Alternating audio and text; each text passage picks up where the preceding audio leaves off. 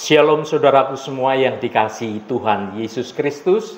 Selamat berjumpa lagi dalam renungan pada hari ini. Senantiasa saya berdoa dan berharap saudara semua tetap bersukacita dan tetap bersemangat dalam menggali akan kebenaran firman Tuhan. Hari ini saya Cornelius Nugroho dari channel Berkat Baru akan menyampaikan renungan dengan judul Kepastian Berkat dari Tuhan. Tetapi sebelum kita mendengarkan renungan ini, mari kita berdoa terlebih dahulu.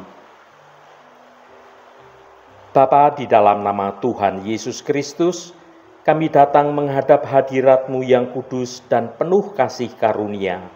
Kami mengucap syukur ya Tuhan atas segala kebaikan dan penyertaan-Mu dalam hidup kami. Saat ini ya Bapa, kami ingin membuka hati dan pikiran kami untuk dapat memahami lebih dalam lagi tentang kepastian upah berkat yang Engkau janjikan bagi setiap anak-anak-Mu. Bukalah pengertian kami agar kami dapat melihat dengan jelas betapa setianya Engkau dalam menepati janji-janji-Mu. Terima kasih Tuhan. Dalam nama Tuhan Yesus Kristus kami berdoa. Haleluya. Amin. Saudaraku yang terkasih, roda kehidupan di dunia ini seringkali penuh dengan tantangan dan ketidakpastian. Kita sebagai umat Kristen memiliki satu jangkar yang kokoh, yaitu janji setia Tuhan. Firman-Nya berulang kali menegaskan bahwa Ia adalah Allah yang tidak pernah ingkar janji. Ia telah menyediakan bagian yang pasti bagi setiap anaknya yang setia dan taat. Renungan ini hadir sebagai pengingat dan peneguhan bagi iman kita semua, bahwa di tengah hiruk pikuk dunia ini, di tengah perjuangan, di tengah penantian kita ini memiliki adanya kepastian akan upah berkat yang dari Tuhan. Bagian kita sebagai umat-Nya adalah untuk tetap setia, terus melakukan kehendak-Nya, mengasihi sesama, mengasihi Tuhan, dan terus berharap hanya kepada Tuhan saja. Mari kita baca Kolose pasal 3 ayat 24. Kamu tahu bahwa dari Tuhanlah kamu akan menerima bagian yang ditentukan bagimu sebagai upah. Kristus adalah Tuhan dan kamu hamba-Nya. Saudaraku, ayat yang kita baca ini adalah bagian dari nasihat Rasul Paulus kepada jemaat di Kolose mengenai bagaimana seharusnya mereka hidup sebagai orang-orang yang telah diselamatkan oleh kasih karunia bersama Kristus. Dalam konteks yang lebih luas, Rasul Paulus sedang membahas tentang hubungan antara manusia, termasuk antara hamba dengan tuannya. Namun, ayat ini juga memiliki makna yang jauh lebih dalam dan lebih relevan bagi setiap orang percaya dalam setiap aspek kehidupan mereka.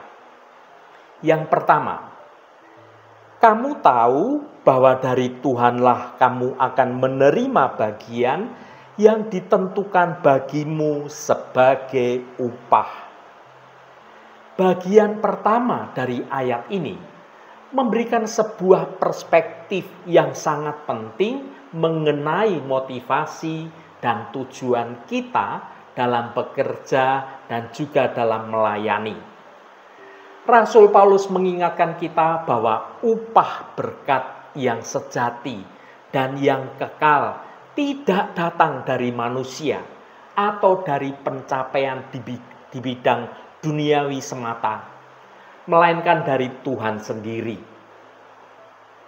Bagian yang ditentukan bagimu Hal ini merujuk pada warisan kekal yang telah dijanjikan oleh Allah bagi mereka yang mengasihi dan yang taat sampai kesudahan kepada Tuhan saja. Saudaraku, renungkanlah hal ini. Seringkali kita bekerja keras, berusaha mencapai kesuksesan, atau melayani orang lain dengan harapan akan mendapatkan pengakuan, mendapatkan pujian, atau mendapatkan imbalan materi. Namun ayat ini mengarahkan pandangan kita kepada sesuatu yang jauh lebih mulia dan memiliki nilai yang abadi. Upah dari Tuhan bukanlah sesuatu yang fana atau yang terbatas, melainkan sesuatu yang kekal, yang tidak ternilai harganya, sangat mahal harganya. Ini bisa berupa damai sejahtera, sukacita yang penuh, juga pertumbuhan rohani kita, dan pada akhirnya kehidupan kekal bersama dengan Tuhan. Kesadaran akan upah dari Tuhan ini seharusnya mengubah cara kita bekerja dan cara kita melayani. Kita tidak lagi melakukannya hanya untuk menyenangkan hati manusia atau mengejar ambisi pribadi. Tetapi karena kita tahu bahwa setiap usaha dan setiap pelayanan yang kita lakukan dengan sungguh-sungguh akan diperhitungkan dan diberi ganjaran oleh Tuhan. Ini memberikan kita suatu kekuatan, juga suatu ketekunan, terutama ketika kita menghadapi kesulitan, menghadapi ketidakadilan, atau kurangnya apresiasi dari orang yang kita layani. Yang kedua, Kristus adalah Tuhan dan kamu hambanya. Bagian kedua dari ayat ini memberikan dasar teologis mengapa kita harus memiliki perspektif tersebut. Rasul Paulus dengan jelas menyatakan bahwa Kristus adalah Tuhan kita dan kita adalah hambanya. Status sebagai hamba Kristus bukanlah sesuatu yang merendahkan, melainkan justru suatu kehormatan dan juga suatu panggilan yang mulia. Sebagai hamba Kristus, kita memiliki kewajiban untuk taat, untuk setia kepada Tuhan dalam segala hal. Ini berarti kita harus hidup sesuai dengan kehendak-Nya, meneladani kasih-Nya, dan melayani Tuhan dengan segenap hati, segenap jiwa, dan segenap kekuatan kita. Pelayanan kita kepada sesama, pekerjaan yang kita lakukan, bahkan setiap aspek kehidupan kita, seharusnya mencerminkan ketaatan dan kasih kita kepada Kristus sebagai Tuhan kita. Ketika kita memahami bahwa Kristus adalah Tuhan yang sesungguhnya, maka kita akan menyadari bahwa segala sesuatu yang kita miliki dan yang kita lakukan sesungguhnya adalah milik dari Tuhan. Kita ini hanyalah seorang pengelola atau pelayan yang dipercayakan untuk menggunakan apa yang telah Tuhan berikan kepada kita untuk kemuliaan Tuhan dan untuk kebaikan sesama. Saudaraku, kedua bagian dari ayat ini melengkapi dan memberikan kita sebuah pemahaman yang utuh tentang bagaimana seharusnya kita hidup sebagai anak-anak Tuhan. Kita bekerja dan melayani bukan hanya untuk mendapatkan upah berkat duniawi, tetapi karena kita adalah hamba Kristus yang harus taat, yang harus hidup benar, dan harus setia. Dan dalam ketaatan dan pelayanan kita kepada Kristus, kita memiliki suatu jaminan bahwa Tuhan sendiri akan memberikan upah berkat dan anugerah keselamatan yang kekal, yang tidak ternilai harganya. Saudaraku yang dikasihi Tuhan, dalam menjalani kehidupan ini, Tuhan menghendaki supaya kita bekerja dengan sungguh-sungguh dan bertanggung jawab, seperti hamba yang memperoleh 2 talenta dan 5 talenta.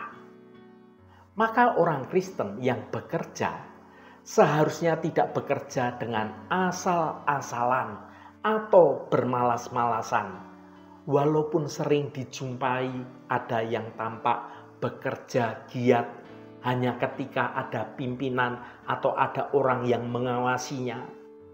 Tetapi begitu pimpinan atau yang mengawasi itu tidak berada di tempat, maka mereka pun bekerja dengan sembarangan. Mereka bahkan santai-santai atau bahkan tidak bekerja sama sekali, bekerja sekehendak hatinya saja. Mari kita baca Kolose pasal 3 ayat 22. Hai hamba-hamba, taatilah Tuanmu yang di dunia ini dalam segala hal. Jangan hanya di hadapan mereka saja untuk menyenangkan mereka, melainkan dengan tulus hati karena takut akan Tuhan. Saudaraku, ayat ini adalah sebuah panggilan yang spesifik bagi para hamba pada masa itu. Namun, prinsip-prinsip yang terkandung di dalamnya memiliki suatu relevansi yang begitu mendalam bagi kita semua di zaman modern ini dalam konteks kehidupan kita sehari-hari. Mari kita renungkan lebih dalam lagi makna dari ayat ini. Yang pertama, ketaatan dalam segala hal. Rasul Paulus memulai dengan perintah yang sangat jelas. Taatilah Tuanmu yang di dunia ini dalam segala hal. Pada zaman itu, perbudakan adalah suatu realitas sosial pada zaman itu. Namun, pesan Rasul Paulus di sini tidak membenarkan perbudakan, melainkan memberikan suatu panduan bagaimana orang Kristen seharusnya hidup dan bersaksi di tengah sistem dunia ini yang tidak pernah bisa sempurna. Bagi kita hari ini, konsep Tuan bisa kita perluas maknanya. Ini bisa merujuk kepada atasan di mana kita bekerja, pemimpin dalam suatu organisasi, atau otoritas di pemerintahan, atau bahkan dalam konteks keluarga sekalipun. Bisa menghormati orang tua atau menghormati suami sesuai dengan peran yang Alkitab ajarkan. Kunci di sini adalah dalam segala hal. Ini memberi tantangan bagi kita untuk tidak memilih-milih dalam hal ketaatan. Ketaatan kita seharusnya mencakup suatu tugas-tugas yang kita sukai maupun yang kurang kita senangi sekalipun. Perintah yang mudah ataupun perintah yang sulit kita kerjakan. Tentu saja ketaatan ini ada batasnya, memiliki batas. Sebagai orang Kristen, kita tidak dituntut untuk taat pada perintah yang bertentangan dengan kebenaran firman Tuhan. Namun dalam batasan tersebut kita dipanggil untuk menunjukkan sikap yang tunduk dan hormat pada orang yang kita anggap sebagai pemimpin. Yang kedua, bukan hanya di hadapan mereka. Bagian selanjutnya dari ayat ini menyingkapkan suatu motivasi yang salah dalam bekerja atau dalam melayani. Jangan hanya di hadapan mereka saja untuk menyenangkan mereka. Hal ini menggambarkan sikap yang munafik, di mana kita hanya bekerja dengan keras, bekerja dengan sungguh-sungguh, dan bersikap baik ketika diawasi oleh atasan atau orang yang berwenang. Ketika tidak ada yang melihat, kita mungkin menjadi lalai, tidak bertanggung jawab, atau bahkan bersikap buruk. Rasul Paulus mengingatkan kita bahwa motivasi kita seharusnya lebih dalam daripada sekedar mencari pujian atau menghindari hukuman dari manusia. Kinerja kita seharusnya tidak bergantung pada kehadiran atau ketidakhadiran dari orang yang memimpin atau yang mengawasi. Yang ketiga, dengan tulus hati karena takut akan Tuhan.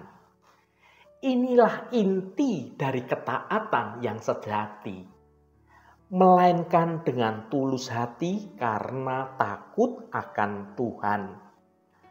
Motivasi utama kita dalam bekerja, dalam melayani, dan dalam berinteraksi dengan orang lain seharusnya adalah rasa takut, rasa hormat kita kepada Tuhan. Tulus hati berarti melakukan sesuatu dengan sungguh-sungguh, dengan integritas, dan tanpa kepura-puraan. Ini berarti kita memberikan yang terbaik dari diri kita, bukan karena kita ingin terlihat baik oleh manusia, tetapi karena kita menyadari bahwa segala sesuatu yang kita lakukan adalah untuk kemuliaan Tuhan. Takut akan Tuhan di sini bukanlah rasa takut yang melumpuhkan, melainkan rasa hormat yang begitu mendalam, penuh kasih, kesadaran akan kehadiran Tuhan, dan keinginan untuk taat dan menyenangkan hati Tuhan dalam segala perkara. Ketika kita takut akan Tuhan, kita akan termotivasi untuk bekerja dengan jujur, bertanggung jawab, dan dengan segenap hati.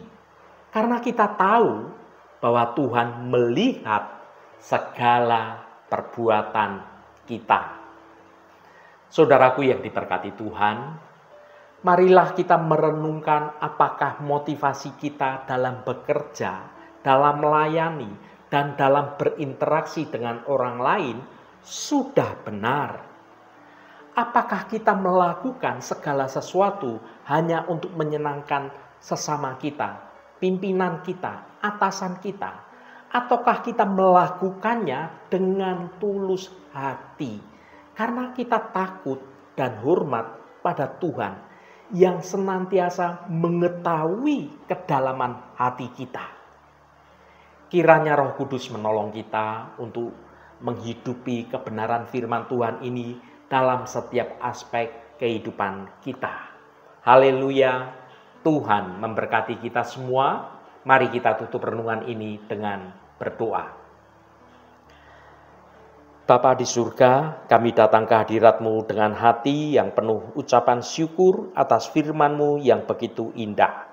Kami merenungkan kebenaran yang Engkau nyatakan bahwa daripadamu lah kami akan menerima bagian yang telah Engkau tentukan sebagai upah.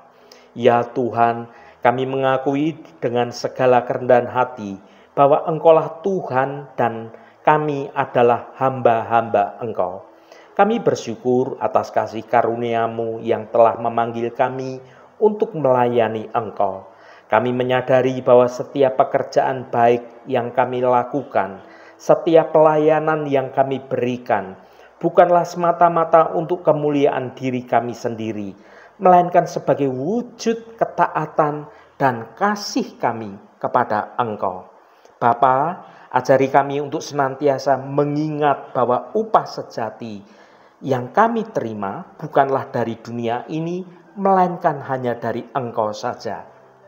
Kiranya kesadaran ini Memampukan kami untuk terus bekerja dengan sungguh-sungguh, dengan segenap hati, seolah-olah kami melayani Engkau sendiri.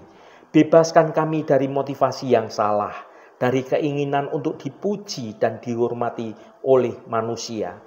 Biarlah setiap tindakan yang kami didasari oleh kasih dan kerinduan untuk menyenangkan hati Engkau saja. Tuhan, berikan kami hikmat dan kekuatan untuk menjalankan peran kami sebagai hamba-hamba-Mu yang setia. Mampukan kami untuk mengerti kehendak-Mu dan melaksanakannya dalam setiap aspek kehidupan kami. Ketika kami merasa lelah atau merasa putus asa dalam pelayanan, ingatkan kami akan janji-Mu tentang upah yang kekal yang telah Engkau sediakan bagi kami semua. Kami berdoa agar melalui renungan ini kami semakin memahami betapa berharganya panggilan kami sebagai hamba-hamba Kristus. Biarlah hidup kami menjadi kesaksian yang nyata tentang kasih dan kebesaran-Mu. Terima kasih Bapa atas firman-Mu yang menjadi pedoman bagi hidup kami. Tuhan, berkatilah kami di sepanjang hari ini, dalam segala tugas dan aktivitas kami, dalam studi dan pekerjaan kami, dalam pelayanan kami, dalam usaha kami, dan dalam segala hal. Tuhan akan berkati, dan kami memiliki hidup yang menyenangkan hati Tuhan, dan hidup kami dapat menjadi berkat juga bagi sesama kami. Tuhan, secara khusus kami berdoa untuk saudara-saudara kami dimanapun berada, yang saat ini sedang menderita sakit. Kami mohon jamahan-Mu agar kuasa penyembuhan dalam nama Tuhan Yesus Kristus terjadi pada saudara-saudara kami yang sedang sakit. Jamahan dan lawatan Engkau juga terjadi pada saudara-saudara kami yang saat ini sedang dalam pergumulan dan beban berat. Engkau bukakan jalan keluar bagi mereka. Engkau memberikan kekuatan yang baru dan memampukan saudara-saudara kami untuk dapat menyelesaikan setiap persoalannya dengan cara yang baik dan yang benar, agar hidup mereka boleh menikmati berkat-berkat kemurahan-Mu. Berkati mereka yang hari ini berulang tahun Tuhan. Engkau tambahkan 1 tahun lagi. Terima kasih buat anugerah-Mu, umur panjang di tangan kanan, kekayaan serta hormat di tangan kiri. Berkat Tuhan mengalir bagi setiap mereka yang hari ini berulang tahun. Terima kasih Tuhan. Segala hormat, pujian, dan ucapan syukur hanya bagi nama-Mu Allah yang kudus. Saudaraku, mari kita berdoa Bapa kami. Bapa kami yang ada di surga, dikuduskanlah nama-Mu, datanglah kerajaan-Mu, jadilah kehendak-Mu di bumi seperti di surga. Berikanlah kami pada hari ini makanan kami yang secukupnya, dan ampunilah kami akan kesalahan kami, seperti kami juga mengampuni orang yang bersalah kepada kami.